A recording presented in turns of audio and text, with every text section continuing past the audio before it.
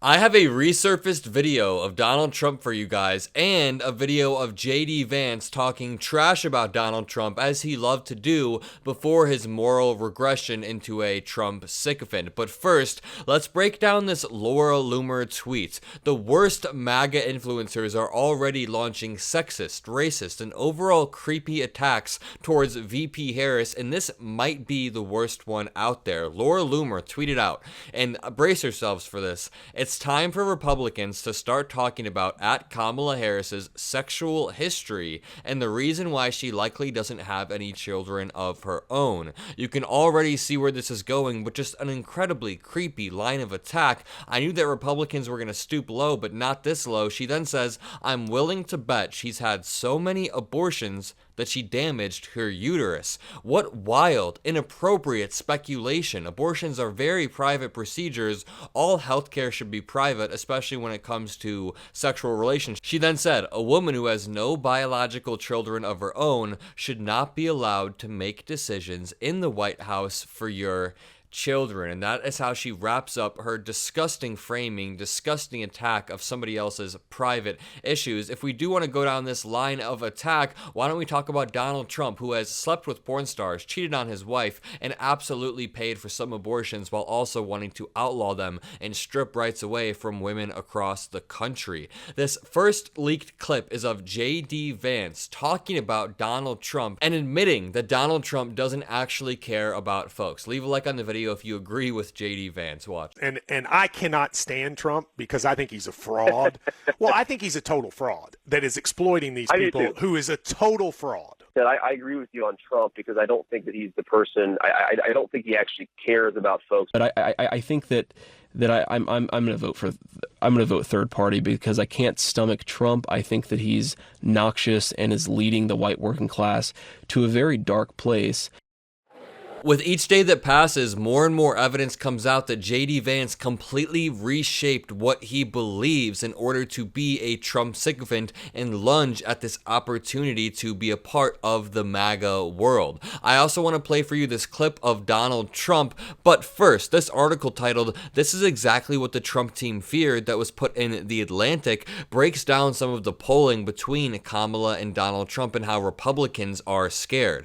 This is exactly what the Trump team feared. A campaign that had been optimized to beat Joe Biden now must be reinvented. They talk about how Chris LaCivita and Susie Wiles weren't scared of Biden. They were scared about the institutional Democrats that may end up replacing him. They say, "I don't think Joe Biden has a ton of advantages," Wiles told me on Super Tuesday, "but I do think Democrats do." She and LaCivita were right to worry. Biden's departure from the presidential race this afternoon, hours after his top surrogates had insisted that he would carry on, is the culmination of a remarkable pressure campaign launched after his calamitous July 27th debate. Republicans I spoke with today, some of them still hungover from celebrating what felt to many like a victory night celebration in Milwaukee, registered shock at the news of Biden's departure. They weren't expecting this, and the reason that Donald Trump is so incredibly angry is because a lot of the behind-the-scenes polling shows that Kamala would be more competitive than Biden. Think about it. If Kamala was going to be blown out by Trump, Trump wouldn't be so angry on Truth Social. MAGA influencers, people in the Trump campaign, wouldn't be melting down.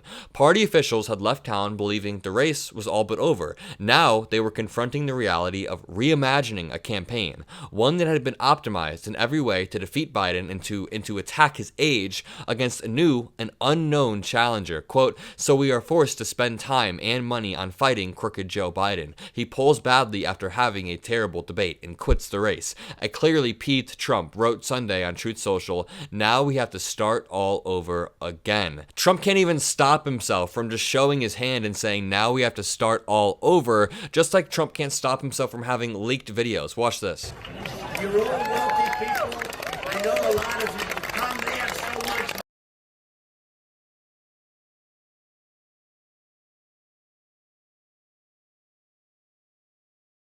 That was Donald Trump with his wealthy donors saying, you guys are all incredibly wealthy, you have a ton of money, we will give you the largest tax cuts. Absolutely disgusting stuff. Meanwhile, Kamala Harris is the one fighting for the average person. She knows about the struggles of the average American more than Donald Trump, who was born rich and who was given millions of dollars by his father. For months, and talking with Wiles and LaCivita, I was struck by their concern about the potential of a dramatic switch. Democratic leaders pushing out Biden in favor of a younger nominee, because again, that allows Harris to completely reframe the campaign and put the spotlight on Trump's age rather than Biden's age. They told me that Trump's campaign was readying contingency plans and studying the weaknesses of would-be alternatives, beginning with Vice President Kamala Harris. By the time of the debate, however, they believed the Democrats' window had all but closed. Even in the immediate aftermath, with Democratic officials openly calling for Biden to quit, Wiles and LaCivita were betting on the status quo. More than anything,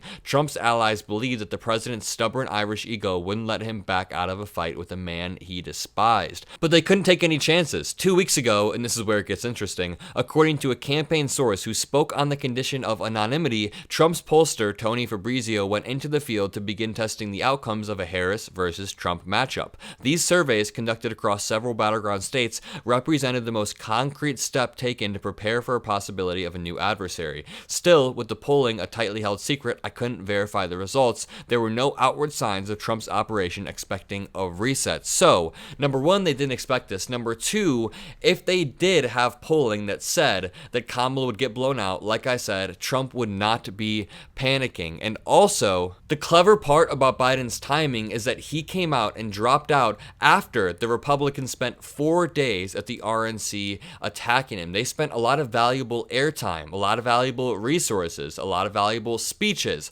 attacking Biden. Meanwhile, he's not even the candidate. They didn't launch very many attacks towards Harris. One more time, I just want to lay out why I'm excited for Kamala as a candidate. First of all, she can go into the lion's den and she can prosecute the case against Donald Trump in a way that Biden honestly just couldn't. She could do a town hall on Fox News. She could lay out January 6th in front of 10, 15, 20 million Fox News viewers. She can go on OANN. I know OANN sucks, but I think it's really important that we have a candidate who is reaching out and trying to win over these voters. Last night, I did a live stream with my audience, you guys, and it was amazing. I love you guys, and we laid out the pros and cons of Harris being the candidate. Let's do a quick recap. VP Harris can successfully prosecute the case against Trump. Great. The age attack is now nullified by a younger candidate. Great. A new VP will allow us to appeal to different demographics. For example, somebody like Shapiro could win us Pennsylvania. If we have somebody from the Midwest, we're more likely to win states in the Midwest.